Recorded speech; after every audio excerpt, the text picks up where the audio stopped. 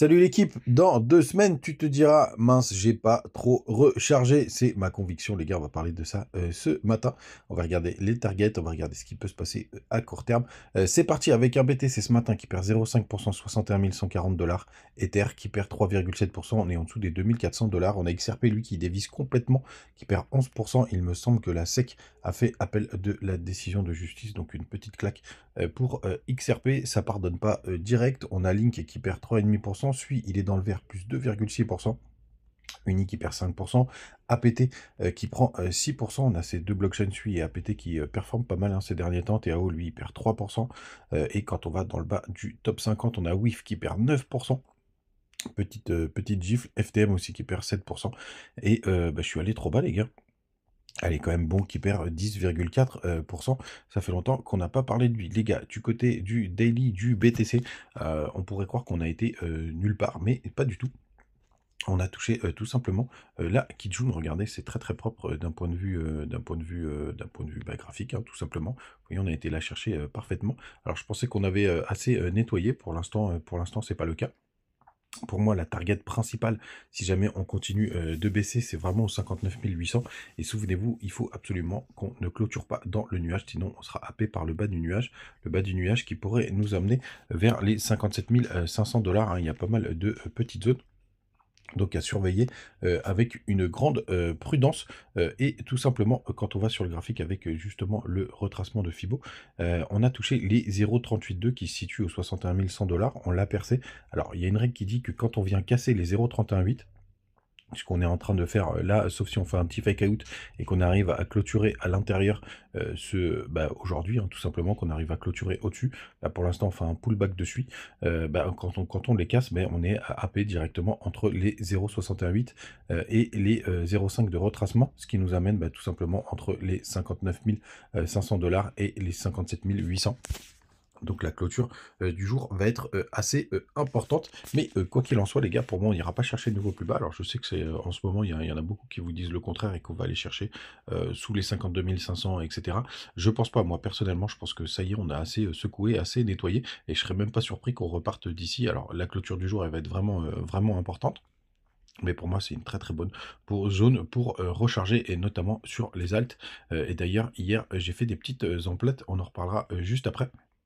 Et donc tout simplement ici, c'est une très très bonne zone pour repartir. Hier d'ailleurs, enfin non, en tout cas c'est pas du tout hier, mais on a des fundings là qui sont en train de chuter drastiquement, hein. On a lâché les 0,01, regardez, BTC chute énormément. On a beaucoup de fundings qui sont passés en négatif. Et dans certains cas en fort négatif, donc ça c'est quand même un signe assez intéressant. Et je vois, mais alors sur Twitter, mais tout le monde est hyper bearish, hein. Tout le monde parle, enfin je peux pas vous le montrer là comme ça, mais tout le monde, pardon, j'ai une petite coupure de micro. Tout le monde parle d'un retour dans des zones hyper basses. Moi, pour l'instant, tout ce que je vois, c'est une découpe de la chasse à liquidité. On a été chercher les plus hauts, on a été chercher les plus bas. Donc ça monte et ça descend. Mais pour le coup, je reste convaincu que tout le monde est comme ça pour le moment en début octobre, mais qu'on finira à sortir des images de nos petites lambeaux à la fin octobre. J'en suis persuadé. Même si hier, je vous disais que je pensais qu'on avait trouvé le bottom. Il y a eu un petit fail, mais on n'a pas été chercher beaucoup plus bas, hein. Pour l'instant, regardez, si on regarde en 4 heures, on a été tout simplement chercher les 59 900. On tient toujours les 60 000 $. On verra ce que ça va donner.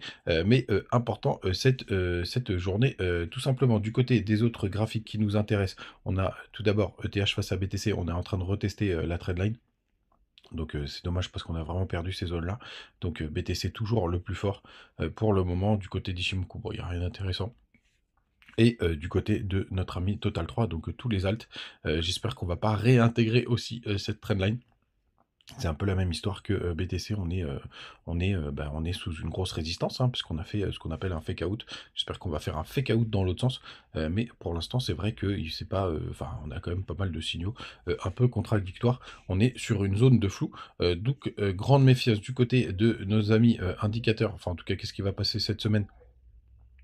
Jeudi, c'est aujourd'hui tout simplement. On va voir les chiffres de l'emploi. C'est sorti. Oula, c'était à quelle heure? C'était à 2 h du matin.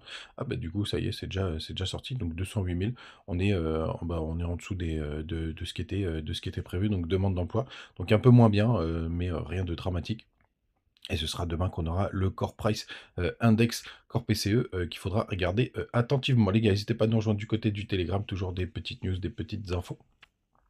Tout simplement. Et le Twitter, vous l'avez. Et bien sûr, vous avez les bonus du côté de BitGet, de BingX et de Mexe et de Bitmart. SP500, hier, et il a tenté, enfin, hier pour l'instant, se fait rejeter de son précédent, de son précédent ATH. Mais on est toujours en train de flirter dessus, on est toujours au-dessus des 5700 points. Alors il y a un petit gap, ça j'avais repéré hier pour le coup, qui s'est formé, donc c'est jusqu'aux 5650 points. Pour le coup, on va voir si s'il faut aller le chercher. Récemment, je vous disais que ça marchait plutôt bien, donc ce serait bien aussi d'aller le combler celui-là. Le Nasdaq, pareil, qui continue de tenter de faire des nouveaux plus hauts, mais alors lui, comparé au SP500, il l'a pas fait. Donc on va voir aussi ce que ça va donner. On est quand même pas mal corrélé à lui pour le coup, mais on est quand même sur le haut quand même des zones de travail. Par contre, lui, le dollar index, il a complètement rebondi. Alors ça, c'est pas une très très bonne nouvelle. Pour l'instant, il a été chercher tous les stops. Ce qu'on veut, c'est qu'il aille à la limite toucher juste en dessous des 102 points. Ça, il n'y a pas de souci. Vous voyez, il va combler son in-balance quasiment jusqu'au 102 points. Mais surtout qu'il se fasse rejeter derrière. C'est ce qu'il nous faut impérativement. En tout cas, hier, j'ai rechargé quelques cryptos du côté de BitGet. J'ai pris du Opus, là, mais je voulais quand même vous montrer un truc. Regardez, là, je suis sur le market cap. Regardez le prix. C'est vraiment une catastrophe. Parfois, les tokenomics, mais là, ça y est, tout est sorti. Donc, ça me va bien. Mais regardez, le prix, il n'a pas bougé d'un pouce, mais le market cap, il est remonté quasiment à son plus haut historique.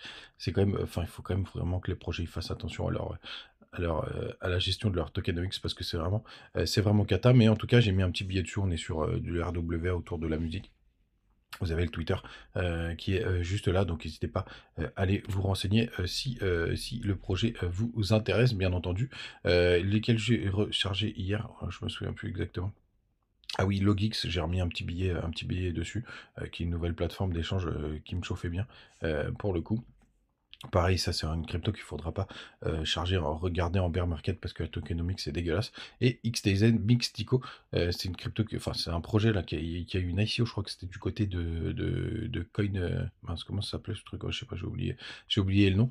Pour le coup, pareil, qu'il y a une tokenomics, il faudra faire vraiment très attention, mais pour l'instant, en bull run, si on est bien en bull run, pour le coup, c'est pas trop grave. Pour le coup, moi je suis à x2 là, depuis ma première entrée, là j'ai remis un billet.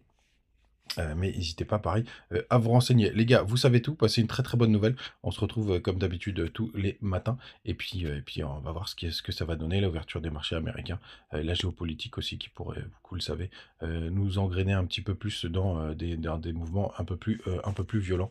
Il faut qu'on tienne ces 0,38,2. Et allez, je vais vous redire exactement où est-ce que le niveau qu'il faut tenir aujourd'hui. Hop.